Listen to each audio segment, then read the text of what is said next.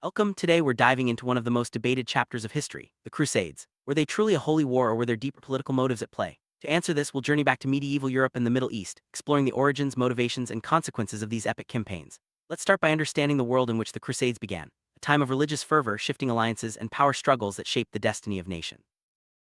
The late 11th century, Europe was a patchwork of kingdoms and principalities. The Catholic Church held immense influence, guiding not only spiritual life but also politics. Society was deeply religious, and the idea of fighting for faith was widely accepted. However, beneath this piety, rulers and nobles vied for power, land, and prestige.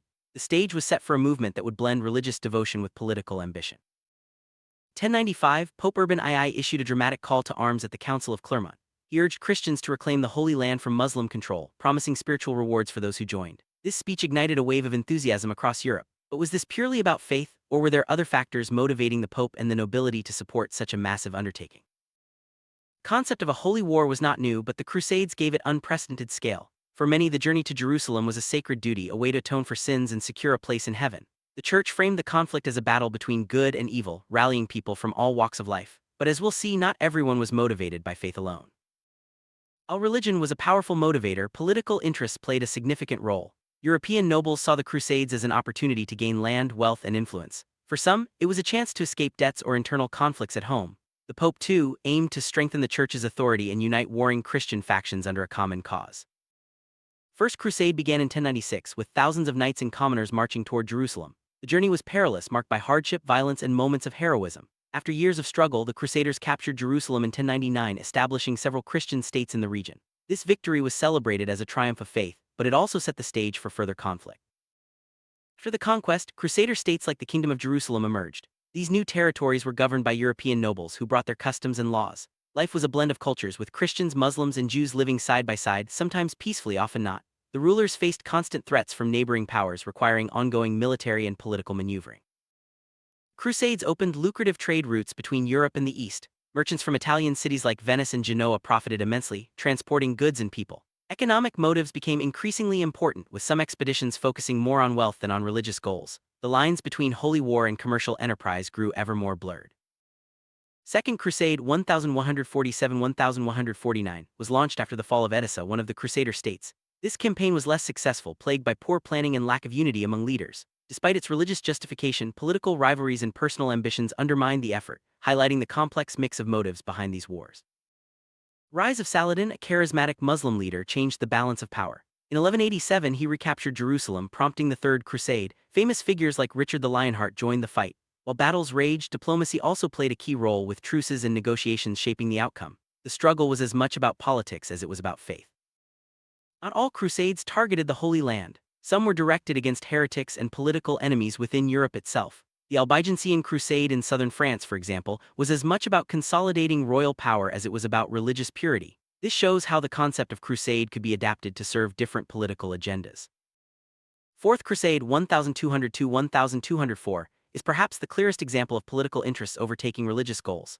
Instead of reaching Jerusalem, Crusaders ended up sacking Constantinople, a Christian city. This event deepened the divide between Eastern and Western Christianity and revealed how easily the original mission could be derailed by political and economic ambitions. Despite the political and economic factors, many Crusaders were genuinely motivated by faith. Pilgrimage to the Holy Land was seen as a sacred act, and the promise of indulgences, spiritual forgiveness, was a powerful incentive. For countless ordinary people, the Crusades were a way to express their devotion and seek salvation. The Catholic Church was the driving force behind the Crusades, using its authority to mobilize armies and resources. Popes and bishops preached the cause, organized logistics, and negotiated with rulers. The Church's involvement was not just spiritual, it was deeply political, aiming to expand its influence and control over Christian society. For Muslim societies, the Crusades were invasions that threatened their lands and faith. Leaders like Saladin became heroes for defending Islam and reclaiming lost territories. The conflict also fostered a sense of unity among Muslim states, though rivalries persisted. Understanding both sides is crucial to grasping the full complexity of the Crusades. Crusades had devastating effects on Jewish communities in Europe and the Middle East. Many were targeted by Crusaders on their way to the Holy Land, facing violence and persecution. Other minority groups also suffered, caught in the crossfire of religious and political conflict. The legacy of intolerance and violence would echo for centuries. Despite the violence, the Crusades also led to cultural exchanges between East and West. Europeans encountered new ideas, technologies, and goods, from spices to scientific knowledge. These interactions helped spark the Renaissance and transformed European society in unexpected ways. By the late 13th century, the Crusader states had fallen and enthusiasm for new campaigns waned. The original religious fervor faded, replaced by political pragmatism. Europe's focus shifted to internal development and new frontiers, marking the end of the crusading era. Crusades left a complex legacy. They shaped relations between Christians, Muslims, and Jews, influencing centuries of conflict and cooperation. The idea of a holy war persisted, affecting later religious and political movements. The Crusades also contributed to the rise of powerful monarchies and the decline of feudalism in Europe. Historians continue to debate the true nature of the Crusades. Some emphasize religious devotion while others highlight political and economic interests. Modern perspectives often reflect contemporary concerns, showing how history is shaped by the questions we ask and the values we hold.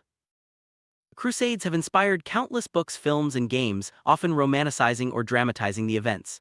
These portrayals shape public understanding, sometimes reinforcing myths or stereotypes. It's important to approach such stories critically, recognizing the difference between entertainment and historical reality. The Crusades teach us about the dangers of mixing faith with politics and the consequences of intolerance. They remind us that history is rarely black and white, motives are complex, and outcomes unpredictable. By studying the past, we gain insights into the challenges of our own time. Throughout the Crusades, faith and power were deeply intertwined. Religious leaders wielded political influence while secular rulers used faith to legitimize their actions. This dynamic shaped not only the Crusades but also the broader history of Europe and the Middle East. Women played varied roles during the Crusades, from supporting armies to managing estates in the absence of men. Some even joined the campaigns, defying traditional gender roles. Their stories add another layer to our understanding of this complex period. One of the most tragic episodes was the so-called Children's Crusade. Inspired by religious fervor, thousands of young people set out for the Holy Land only to face disaster. This event highlights the power of belief and the dangers of manipulation and false promises. Symbols like the cross became powerful emblems of the crusading movement. They were used to rally support, inspire fighters, and mark the difference between friend and foe. These symbols still resonate today, reminding us of the enduring impact of the Crusades.